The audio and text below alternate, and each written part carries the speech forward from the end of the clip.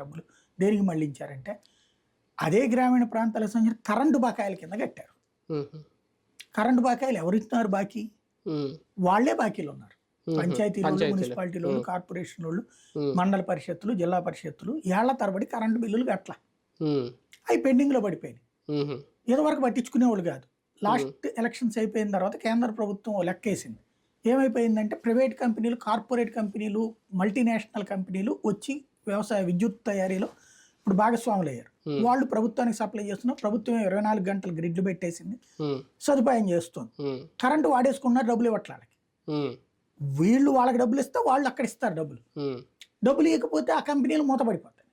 వాళ్ళందరూ కేంద్రం మీద ఒత్తిడి తెచ్చారు. కేంద్రం అప్పుడు చెక్ చేస్తే ఇట్లా బకాయిలు ఏళ్ల తరబడి ఉండిపోయినాయి. వీళ్ళందరూ ఆ సబ్సిడీ ఈ సబ్సిడీ అన్నారు. సబ్సిడీ డబ్బులు రాష్ట్ర బడ్జెట్ లో నుంచి ఇవ్వట్లేదు, కరెంటు బిల్లులు కట్టట్లేదు, డబ్బులు లేవని తేలింది.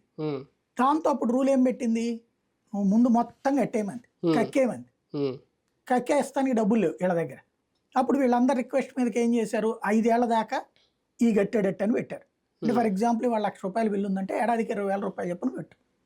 వాళ్ళ ₹1,00,00,000 బిల్లు ఉందంటే ఏడాదికి ఇట్లాగ 20 లక్షలు చెప్పును కట్టు అని చెప్పారు. అప్పటి నుంచి